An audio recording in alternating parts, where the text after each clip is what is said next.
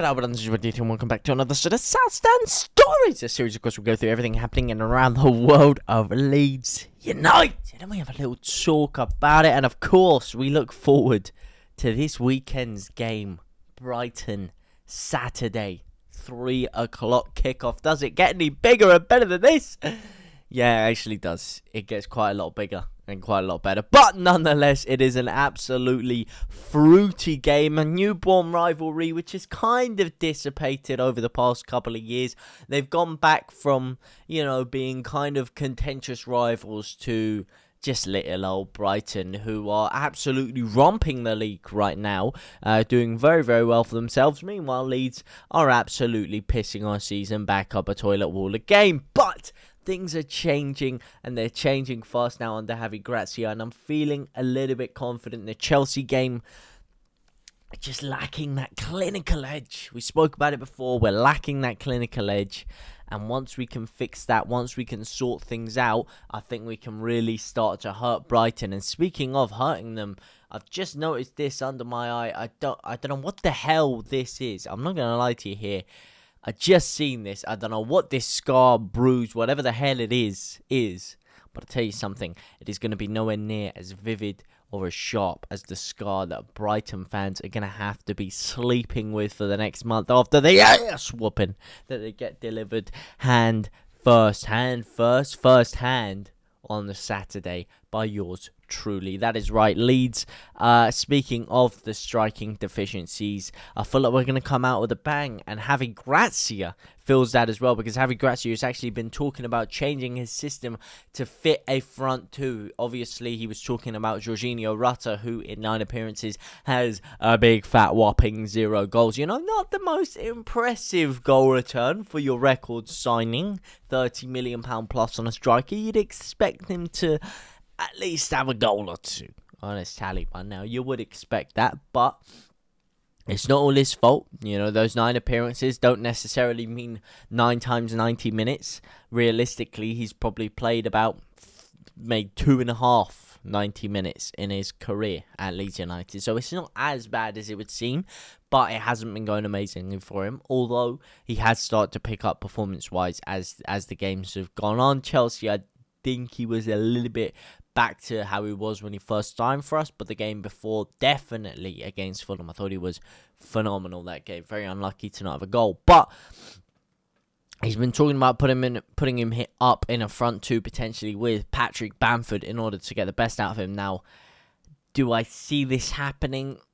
Do I see it working? I think Leeds are one of the couple of teams where you can afford to play a front two, because the reason a front two, obviously, I get a lot of foxes coming up to me left, right, and centre saying, "Oh, James, why don't they play a front two anymore, man? Back in my day, we used to play a front two all the time. Big man, little man, crouchy Defoe."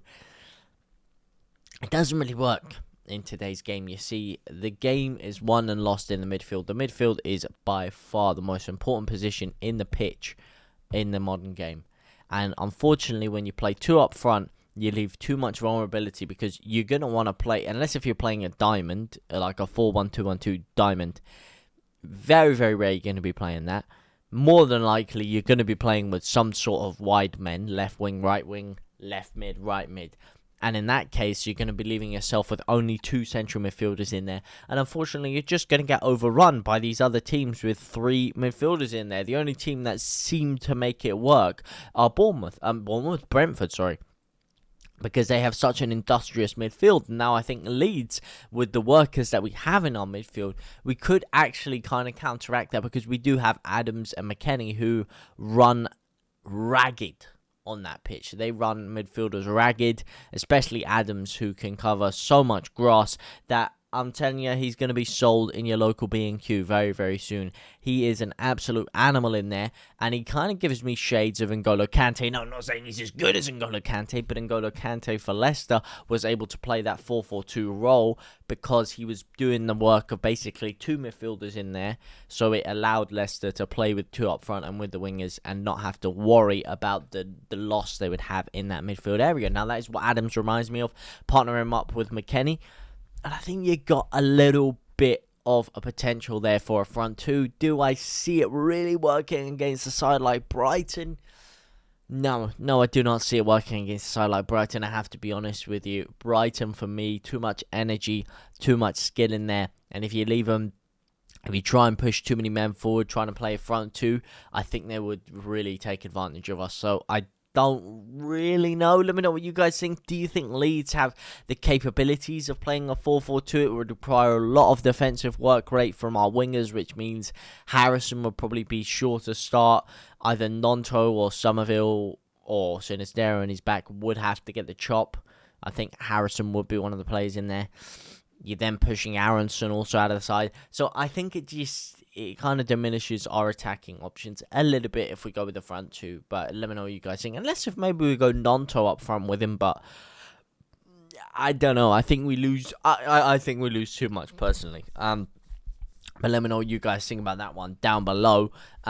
And either way, to be honest, even if we go over front three, I think it's going to be a difficult game. A very, very difficult game on Saturday. But a difficult game in which we need to win. We have to beat Brighton big time. Then we got Wolves coming up after. Because the Premier League table, mate, I have never seen a Premier League table so tight as this. I mean, I thought last year was mad. This year is even madder. It's really reminding me of the Championship.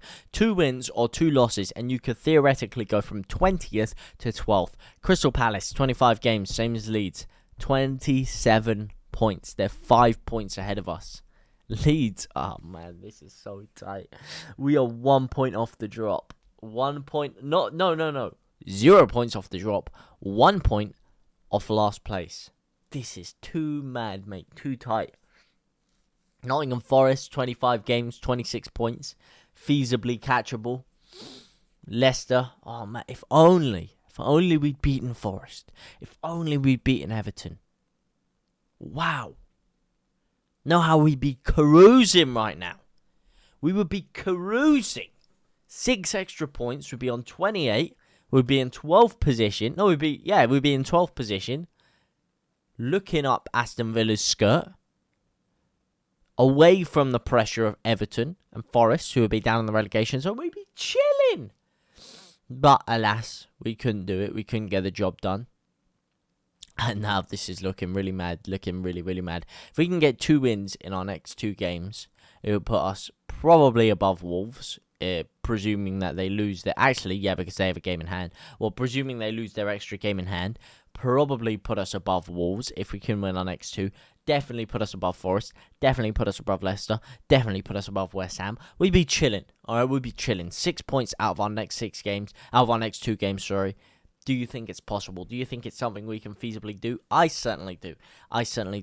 And speaking of more specifically, tomorrow's game against Brighton, how do I see us getting those points? What do I see us doing? Well, Brighton are a side for me in which are very gettable. You know, I think their league position is slightly deceiving. Yes, they play good football. Yes, they play expansive football. And on the counter-attack, they can be very lethal. But I think they are gettable. You know, I do think they are gettable. And I think Leeds, last time we played them, we fell into the trap of letting them play us at their own game. And I don't think we can afford to do that. Now, the one thing that Leeds have looked is some sort resolutionary strong. You know, we have looked defensively quite strong. So I think what we have to do is try to get them onto us, but use our energy in the midfield. We have to use our energy big time. If we allow Mitoma to get on the ball, if we allow them to start spraying the passes around, if we allow them to start causing danger and getting into our final third, then I think it's only a matter of time before they score. I don't think we can hold them off for the entire game, as we saw against Chelsea. You know, they did come close quite a few times. However, if we can win it off them quick, if we can start to spring the counter-attacks, if we can start to spring Nonto into action, if we can start to spring Rutter into action.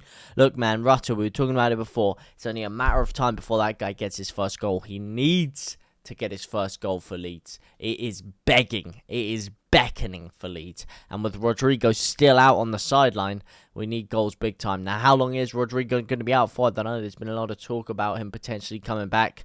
Apparently, he is almost training with the team. So it's going to be another couple of weeks, another few weeks probably until we see him. Same thing with Sinistera. Oh, man, we need these guys back big time, especially Rodrigo Moreno. We need him big time, but in the interim, we need him to score. We need Rutter to start picking up the scoring boots. And you know what? I feel like he could. I feel like he could. So, let me know your scores on the dots down below. But mine, for me, I'm going 3-0 Leeds United. We're doing it again. One of these days, I'm going to say 3-0 and it's going to come off. All right? It's going to be today. Today, or tomorrow, should I say, it's going to be the magical day. Now, as for my 1-11, I'm not going to be going 4-4-2, and it looks like Bamford isn't even going to be able to play anyway. So, do I see him going with Nonto in the front two? No, I don't. I'm going to go with the 3-3, the 4-3-3. I don't know why I said the 3-3, the 4-3-3. Meslier in goal, Ayling right back, Koch, who, you know, has come up with some questionable comments about potentially leaving Leeds. You know, that's a story for another day. You know, don't like that, son. Voba next to him. Firpo left back. Rocker, Adams, McKennie in the midfield 3. And then the front 3, we're going to be talking Willie G, Rutter, and Sourceville. Come on, man. Put Sourceville in the starting 11. I need to see Sourceville, Nonto, and Rutter in the front 3. If I don't see that, I'm going to be very, very, very, very, very enraged. That's all I'm saying, Chief. But let me know what you guys think down in the comment section down below. For now, guys, I will see you very, very soon. Au revoir.